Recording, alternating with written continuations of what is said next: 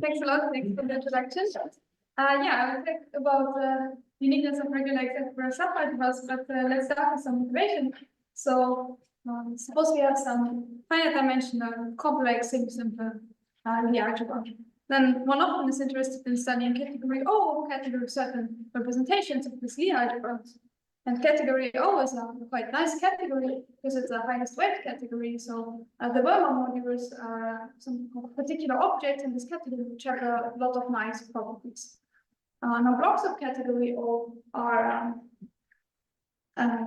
finite abelian categories, so they are the module categories of some finite dimensional algebras. And since category O is the highest weight category, these finite dimensional algebras will be quasi-hereditary algebras.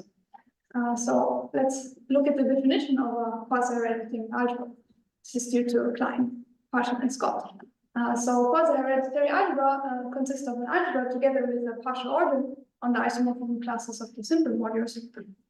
And given this data, one can define the standard modules, which are just certain factors of the projective covers of the simple modules, where one factors out all of the composition factors, which are not less or equal to the top. So if this was a total order, I would factor out everything that was bigger, but if it's just a partial order, I would factor out everything that is not less or equal.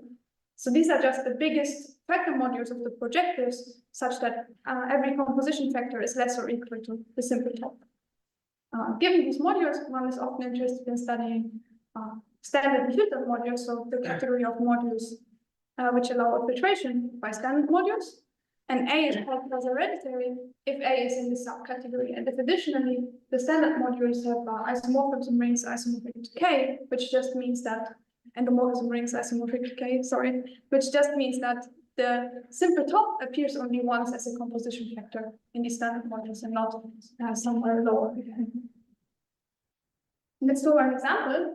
So we look at the regular block of category O for SL2. Then we can look at the basic algebra such that its module category is equivalent to this regular block, and this basic algebra is given by equivalent relations, and the equivalent is the following equivalent. We have the vertices, one arrow in one direction, one arrow in the other direction, and we factor out a relation alphabet. Now, the partial order we view on this quiver is the natural partial order, so 1 is less or equal to 2. And then if we look at the projectives, then the Löwy diagrams of these projectives. So if you're not familiar with the Löwy diagram, it just represents the simple composition factors in the projective modules. So for 1, it's given by 1 to 1. Why? Because we start at 1, then we can go by alpha to 2, we get 2. We can go by beta back to 1, we get another 1, but then we can't go back because of the relation, because alpha, beta, alpha is 0. Similarly, we obtain the Löwy diagram for the projective 2, which is just 2 and then. Now, if we want to have the standard modules, then in the second one, we don't need to factor out anything because 1 is already less or equal to 2. Right? But in the first one, 2 is not less or equal to 1, so we should factor out this 2. But if we factor out the 2, then the 1 which is below it goes with it, so we're just left with the simple top. So our standard modules are the projective at 2 and the simple at 1. In particular, the projective at 2 has a filtration by standard modules because it's just a standard module. And the projective at 1 has a filtration by standard modules, where we start with the standard module associated to 1, which is the 1, and then the standard module associated to 2, which is the 2, 1 in its picture. So both the projective at 1 and the projective at 2 are standardly filtered, and A, which is the direct sum of these, is then also standardly filtered. Yeah, A being note that in A, every projective appears only once because it's basic, it's given by equivalent relations. Later, we'll also restrict to basic algebras in some seconds. Now, if we recall our linear algebraic settings, then our Weber modules are actually given by inducing up certain simple modules from the Borel subalgebra to the whole embedded algebra. And in analogy to this, König defined an exact Borel subalgebra for quasi-hereditary algebra, which is also a subalgebra of our algebra, such that it induces the simples up to the standard modules, and such that similarly to the Borel subalgebra of linear algebra, it has a directness criterion. So it should be directed as an algebra, which means that certain x vanish. But if you think of it as a quiver with relations, then this just means that the arrows only go in one direction, namely from smaller labeled vertices to bigger labeled vertices, where the labels come from the partial order which we have on the simple modules of A. Since the simple modules of A and simple modules of B are in bijection with each other. And then it's called an exact Borel subalgebra because one additionally assumes that the induction functor should be exact. Yes, this is somehow kind of a very essential condition to be able to transfer homological data from mod B to F delta. And there's another condition on exact Borel subalgebras, which is called regularity, which is kind of important in what I do, which is that one additionally asks for the maps between the X groups of the simples of B and the standard modules of A to be isomorphisms in positive degree. So let's get back to our example and look at what our Borel subalgebra is there. So here we do have a regular exact Borel subalgebra, which is given by the scribble 1 to 2 embeds into so the algebra. Part algebra of this scribble embeds into A in the canonical way. 1 goes to 1, 2 goes to 2, and the arrow goes to the arrow. And it's pretty easy to check that it's actually a regular exact Borel subalgebra, so that it's exact. One just can check that A is projected in the right B module, so the induction factor will be exact. And similarly, it's a pretty easy calculation to show that the simple module is actually reduced to the standard modules. And then the last thing is that it should be directed, but here we can see, okay, we have one arrow goes from 1 to 2. This is good, this is directed. Now, in the Lie setting, one always says Borel subalgebras. But in the quasi-hereditary setting, it's unfortunately not true at all. So in general, one doesn't have exact Borel subalgebras for the given quasi-hereditary algebra. Nevertheless, there is a kind of important theorem by Uppsala and Ovsienko showing that if we have some quasi-hereditary algebra, then while we may not be able to find the exact Borel subalgebra in this quasi-hereditary algebra, we can find a reconstructed one, meaning we have an equivalence of mod A to mod R, which preserves the standard modules, such that R now has a regular exact Borel subalgebra. Given an existence result, it is reasonable to look at uniqueness. And there was some work on this independently by lshammer-Miemietz and by Conde. And Conde showed a slightly different result, which is not here because it has a bit of a different flavor. But lshammer-Miemietz were able to show that if we have a quasi-hereditary algebra that has two basic regular exact Borel subalgebras, then there's an automorphism of having one to the other. But in the Lie algebra setting, Borel subalgebras are actually unique up to inner automorphism. So it was a question they posed in this article whether this Borel subalgebra was actually unique up to inner automorphism. And this is what we showed. And one can even do this in a slightly more general setting because one doesn't need the directness. Now let's get to the actual setting of the group. So we have some algebraically closed field, and this I have assumed from the beginning, and we have a finite-dimensional algebra. Then we have n pairwise non-isomorphic and decomposable modules, and 1 up to n, and those take the place of the standard modules. And we look at Fm, the subcategory consisting of modules that should have filtration by this. Then definition due to Kuhlsammer is a bound quiver for A, and then the bound n, or sometimes also called the bound quiver for Fm instead. Is a subalgebra of A such that the induction function is exact, the simple module is induced to the M's, and we have isomorphisms of X groups in positive degree. So M1 up to Mn are standard modules with some quasi-hereditary algebra, and this just means that B is a basic regular exact Borel subalgebra. Now, we need to go a bit into the background of this theory. And for this, we need infinity algebras and categories. So let's look at the definition of an infinity algebra really quick and not in detail. So we have a graded vector space. And then we have a bunch of higher multiplications which go from a tensor n to a, which would be some infinity equation. And one often thinks of M1 as a differential, M2 as a multiplication, and then M3 and M4 as some correction terms for possible non-associativity of this multiplication. An infinity category is more or less a generalization to base to multiple objects in the same way that a category is a generalization of an algebra to multiple objects. Let's look at some examples. So if we have a finite-dimensional algebra, then we can view it as an infinity algebra by doing it as graded in degree 0, concentrated in degree 0, setting M2 to be the multiplication and all of the values to be 0. Similarly, if we have a DG algebra, then we can set M1 to be the differential, M2 to be the multiplication, and all other M's to be 0. On the other hand, if we have an infinity algebra such that M1 is 0, then it turns out that M2 is actually associative. And in this case, we can forget all of the higher multiplications, view this as a graded algebra. And if we look at the degree 0 part, this becomes just a usual algebra, though we do have some problems with unitality. So either we assume the infinity algebra to be unital, or we get an algebra that is necessarily unital. And similarly for categories. Now, infinity algebras come with the notion of an infinity homomorphism, and maybe the most natural thing one would assume is one just has a degree, has a map of degree 0, which interchanges all of the higher multiplications.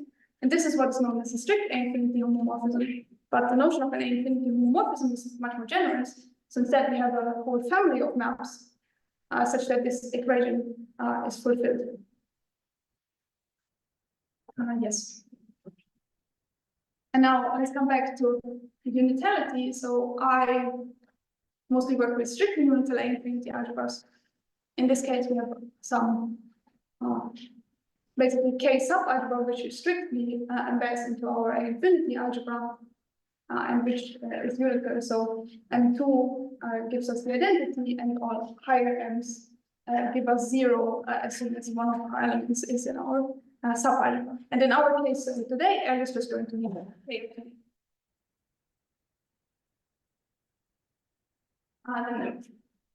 How infinity algebras appear essentially from K&ouml's theorem, which tells us that if we have some infinity algebra and we take the homology, then we can give this also the structure of an infinity algebra, which is quasi-hereditary to the original thing, and such that M1 is 0, which makes sense, right? M1 is the differential, we took some homology, now the differential should be 0.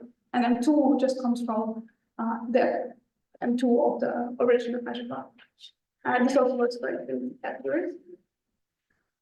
And this works well enough with unitality if one is capital. Yeah, and in our setting, we have our collection M1 up to Mn of objects. Then we can look at the endomorphism algebra of some projective resolution. This is a DG algebra. We take the homology and we get an infinity algebra given by the Ext-algebra. And this is going to be strictly unital over K, where the idempotents in K just correspond to the identities on Mi. They live in degree 0 in this Ext-infinity algebra. I'm sorry. Okay, now what does one want to do with this infinity algebra of M1 up to N? One wants to look at the twisted model category. And twisted model categories are concepts actually quite old. It's due to Conde and K&uuml when they looked at DG enhancements of the triangulated categories. But there is an infinity version where one has some strictly unital infinity algebra, in our case strictly unital over L. Then objects are pairs of L modules, and twists, where the twist fulfills some triangularity condition, and then also a Moore-Hatan equation. And morphism spaces are just tensor products with the original infinity algebra and the K-linear maps from X to Y. So these are actually the K-linear maps, and the tensor product is over L tensor L. And then the twists come in the higher multiplications. So one defines new higher multiplications, which involve all of the twists of the objects. And this is an infinity category. So in particular, one can take the homology and obtain a new infinity category. which now has M1 equal to 0, since it's the homology. So if one looks at the degree 0 part, one gets a category. And since this is already in the unital, one really does get just a usual category. And yeah, the theorem with this idea is that this actually extends to a factor from strictly unital infinity algebras to just categories. Now, a theorem viewed together is that we have an equivalence between H0, the twisted module category of the Ext-infinity algebra, and the filtered module category of M1 up to N. And maybe I'll shortly explain a little bit the intuition behind this. So the objects in this H0 of the twisted module category are just such pairs X and WX. And X is some K to the N module. So then the multiplicity with which the ith simple appears in X tells us how often Mi appears as a composition factor in the filtration of the module that we're trying to construct. And Wx, which is essentially some matrix with entries in X1, tells us how all of these modules are viewed together. And then morphism spaces are just A-linear maps from between all of the composition factors, which fulfill an additional equation which tells us that they're compatible with these extensions that we have chosen on either side. Okay, now let's get back to bound quivers and think about how we can use all of this to prove what we want to prove. So if we have a bound quiver for A and M, then the induction functor induced these maps between the X groups, but in fact, this extends to an A-infinity homomorphism between the Ext-infinity algebras. And by assumption, this is an isomorphism in positive degree. And now Keller's reconstructed theorem tells us that we have equivalences. Well, first from the Ext-infinity algebras of the H0 twisted mod from the Ext-infinity algebras of the M's into the filtered module category of the M's, but also an equivalence from H0 twisted mod of the Ext-infinity algebras of the simple B modules to, well, the subcategory of mod B given by modules with filtration by simple module, but that is just the whole module category. So in particular, we can arrange these in a nice little diagram where we have in the upper left corner H0 twisted mod of the simples of B. Then we have H0 twisted mod of the infinity homomorphism between the two. Here we have H0 twisted mod of the Ext-infinity algebra of the M's. On the right, we have mod B and Fm, and we have Keller's equivalences here. But on the right, we can complete this by just the induction factor. And in fact, one would assume that this diagram commutes since F already comes from the induction factor, right? And it does, but this is actually quite technical. It was quite technical to prove it.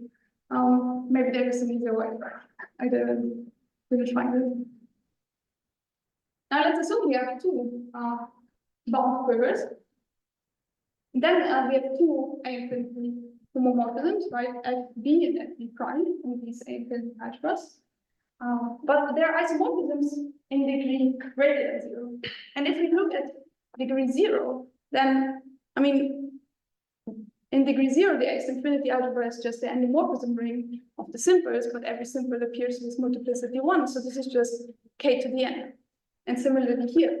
So actually, these are basically the same A-infinity algebra. In fact, we can find an A-infinity isomorphism, which makes this diagram commute. Now we can just apply our function and our formal commutative diagram to obtain that this diagram also commutes a dimensional isomorphism, where H is an equivalence induced by the little h from the previous slide. And here we have the induction factors.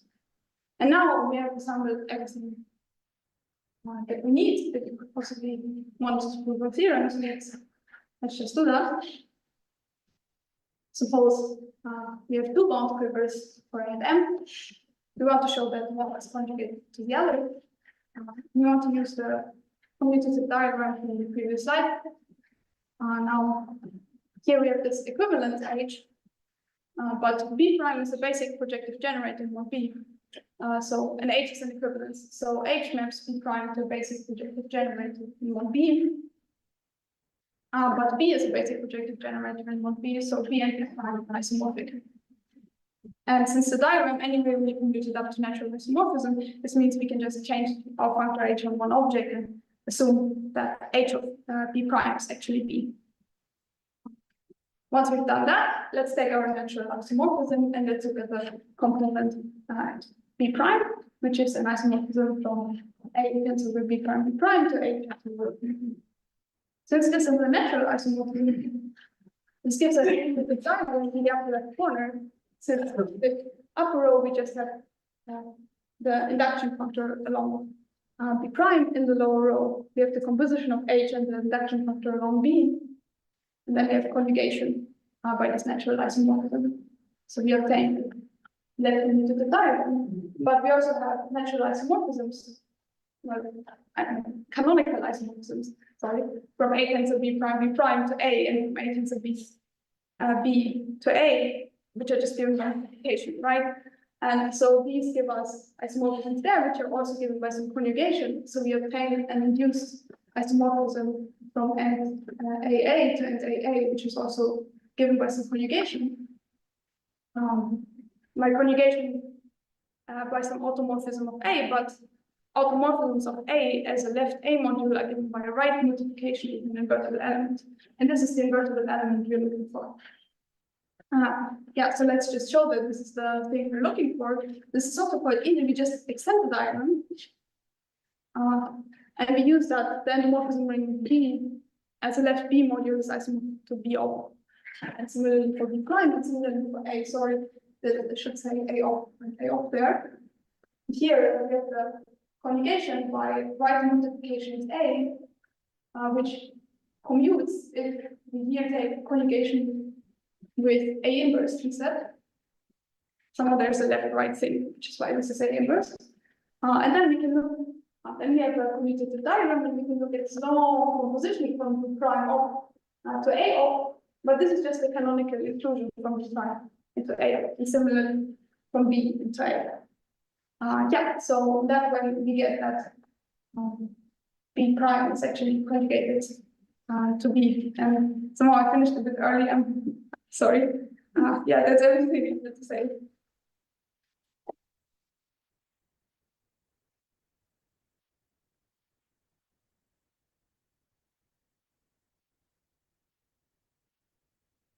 Thank you very much. Questions?